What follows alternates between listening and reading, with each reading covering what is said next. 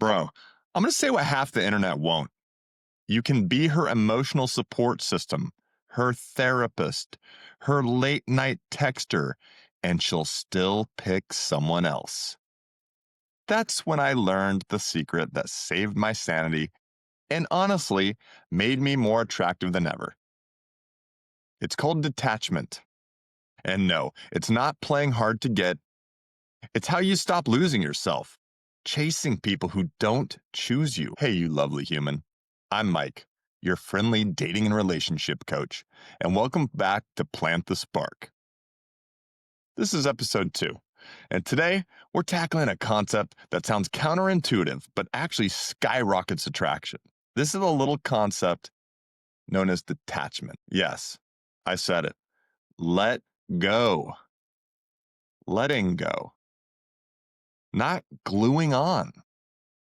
Here we blend real psychology, real experiences, and just enough bad jokes to make your dating life a little less weird. All right, grab your drink, something warm, something reckless, and let's talk about why letting go can actually make people want you more. And stick around to the end, where I'm going to share my own story of detachment. I mean, you ever catch feeling so hard you start convincing yourself that the friend zone is just a prequel to true love? Yeah, me too. Spoiler alert, it is not a prequel to true love. She liked me, sure, just not that way. But that heartbreak taught me something that flipped my entire dating life upside down: how to detach without becoming cold. It's not easy, but honestly, that skill made me more confident than any glow up ever could. Now, before you roll your eyes and think, I'm about to tell you to play hard to get, hold up. There's a world of difference between being cold and actually being calmly confident, right? And that's where detachment lives, right? Healthy detachment means your self worth isn't on life support, waiting for her to text back. You're not on life support, waiting for him to just give you a call like he said he would. Psychology calls this emotional regulation, being able to stay grounded in your values regardless of what someone else does. Now, listen, this isn't about playing games, this isn't about being emotionless. It's really about being emotionally stable, to be real. I mean, think of it like this, right? You're the main character. Everyone else is a guest star. You don't rewrite your script because someone ghosted halfway through the season, right? And there's a lot of science behind this, to be honest. I mean, detachment, and again, detachment's been around for a long time. I mean, Eastern philosophy, Buddhism, etc. A lot of these belief systems incorporate a lot of these ideas of letting go and detachment, and it's worked for time immemorial, to be honest. But here's the science behind it. One 2019 meta-analysis on relationship stability, they found that emotional self-regulation was one of the top predictors of attraction, long-term attraction. Now, why? Because when you can handle uncertainty, you project safety. And safety feels sexy to the human brain. Safety equals sexy. Another study out of Florida State found that securely attached people show less anxiety under ambiguity, uncertainty. Translation: the more centered you are, the more attractive you become. So detachment isn't about not caring, right? It's about showing your nervous system that you're safe, even when love feels unpredictable. Let's clear the air on some of these myths, right? There's a lot of these YouTube channels talking about detachment, a lot of these AI channels that drone on and on about, sort of like becoming cold and, showing the person who's boss, like you don't need them, etc. Detachment means no feelings? No, that's a myth. It's false. You can care really deeply and still not crumble. It's about healthy emotional balance. Myth number 2: detachment makes them chase.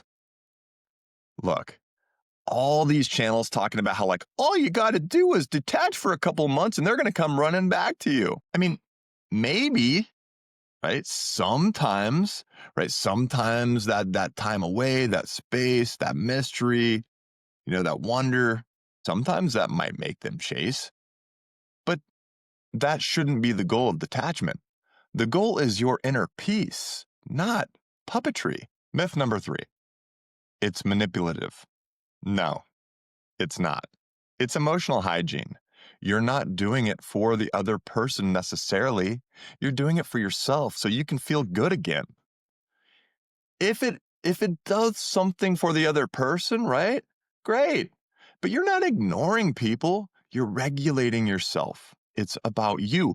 And as I'll talk about on this channel a lot, before you worry about your dating life, before you worry about getting that girl or that guy, getting into a healthy relationship, you need to work on yourself. You need to feel strong about who you are. You feel good about yourself. I mean, like, you're a great person, right? Or maybe you're not, but you're at least trying to become one. Otherwise, you wouldn't be watching these videos. And so let's talk a little bit about attachment styles, because you really can't understand detachment without understanding attachment.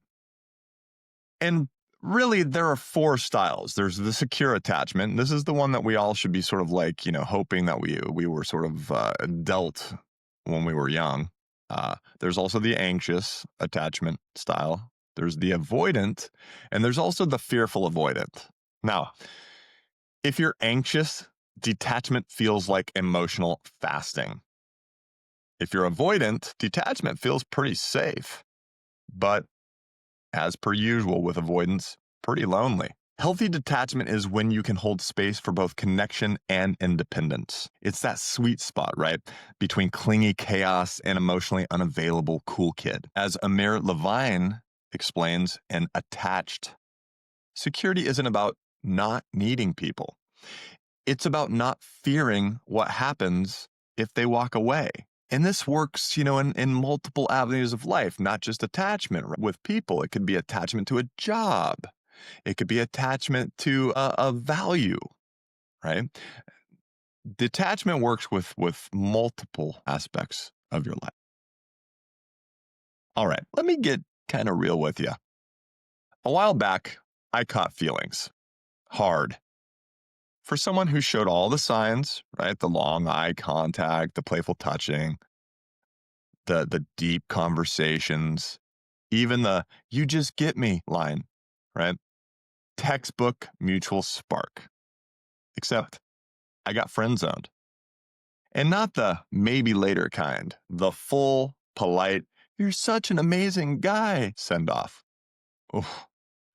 My heart said, maybe she'll change her mind. My brain said, bro, she just called you her emotional support labubu. It stung. I talked to my friends. I talked to my family. The whole panel of emotional advisors, really. I'm scanning the internet. I'm watching the very videos that I'm recording for you today. And somewhere in all that fog, I stumbled on the let them theory. And man, it clicked. Let them not text. Let them not choose you. Let them live their life and keep living yours. It reframed everything. The goal stopped being win her over, and it became win myself back. I even used steps from CBT, cognitive behavioral therapy, to stay grounded, right? And here's what that looked like. Catch the thought. Every time I started thinking, she'll come around, I paused. That's mind reading, not fact. Challenge it. I asked, what evidence do I have? Usually none. Reframe it. Instead of, I lost something, I tried, I learned what I want and what I deserve. Redirect the energy. I hit the gym. I reconnected with friends. I started going on runs again. I worked on my other channel. And I focused on other projects like painting and things like that that really made me feel proud. And CBT teaches that thoughts shape emotion, right? And when I changed the thoughts, the obsession softened. I could still care about her, but without needing it to become something else. And here's the twist. Once I let go, I could actually talk to her again as me. No bitterness, no performative coolness. It turns into a really healthy emotional win for me. So, yeah, detachment hurt at first, but it started the healing process better than any apology could. If she ever came and wanted me, cool. If not, it's all right. I'm already whole. All right, everyone. Quick PSA. Listening to breakup playlists and Googling, does she miss me at 2 a.m.? Not a CBT step. That's just emotional cardio and probably not great for your sleep. So, what are some of the 5 practical detachment habits that really amplify attraction? Because let's be real. You read a book and it talks about detachment, it talks about letting go, but it doesn't really give you practical steps in how to do that, right? You watch these videos and they talk about how wonderful detachment is. You read some Eastern philosophy and they talk about how great detachment is. And you realize, my goodness, I learned nothing.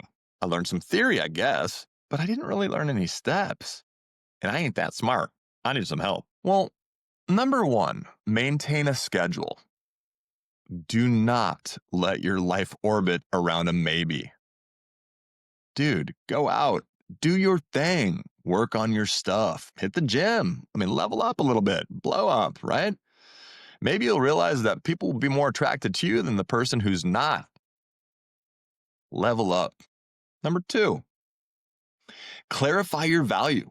I mean, you write it down. Research links secure self esteem with more stable relationships. Stability needs to be at the center of these relationships. Chaos isn't fun. Sometimes it is. Number 3, don't over respond.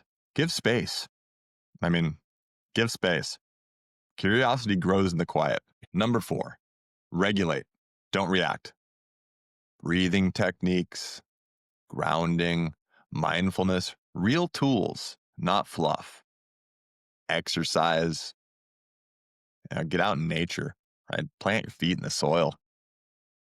It's fun, it's relaxing, gives you a whole new perspective. If it's too cold out, your feet are freezing, but hey, that's a new perspective. And then, this is probably the most important thing. Detach from the outcome, not the emotion. You want connection, but you need peace. It's okay to be in love. It's okay to be attracted. It's okay to let them know that you are. But once you know they're not, work on your inner peace. Why did you like this person? Can you find someone who's equally important to you? And so on and so forth. But more importantly, it's okay. You're enough without the person or with the person. So picture this. You're on a date. They're on their phone, right? You could spiral. Or you could grin and say, do I need to text you to get your attention? It's flirty, confident, detached. The difference? You're not performing coolness, you're being it. Because your emotional state doesn't hinge on their next move. Be careful though, because too much detachment becomes avoidance, right? Psychologists call it deactivating behavior. You push people away before they can hurt you. That's not detachment. That's trauma, my friend. That's fear in disguise. That's thinking back to all those moments when your parents left you or your past relationships left you, your friends didn't like you enough, whatever, right? That is not detachment. That is fear. Healthy detachment says, I can love without losing myself. Now, let me go over a real quick detachment checklist today. I always like to do these checklists because checklists are fun. And I'm ADHD, so I need them bad. All right. So, did you do something for you today? That's number 1. Did you do something for you? And if not, do something for you. Treat yourself. You know what I'm saying? Did you stay calm when they didn't text you back? You didn't. You know you didn't. You spiraled like a freak. It's all right. We all do it. Stop texting them back late at night, right? They're probably going to sleep and you're like, oh my gosh, are they sleeping? Are they thinking about me? Why are they texting me? Stop it. It's ridiculous. Go to sleep. Did you keep your sense of humor? Did you live your day like your story matters? Because, my friends, it does. You are more than the definition other people give to you. Now, I want to give you a real-world practice challenge, the 72-hour self-control challenge, we'll call it. Every time you want to check their feed or text first, pause, breathe, and do something for yourself. You'll be amazed at how fast peace feels better than panic. If this episode hit home, hit that like button. It feeds the YouTube gods, and my dopamine, by the way. Drop a comment. What's one way you'll detach this week? Share with someone stuck in the what if loop. Follow Plant the Spark for daily micro tips. Next episode, we're going to dive into body language. And honestly, these subtle cues that say I like you before words ever do, they're pretty powerful. And I'm going to share a couple that a few people on the internet know about, but not many. I'm Mike, your dating and relationship coach. Go live your life. Keep your spark alive. And I'll see you next time on Plant the Spark.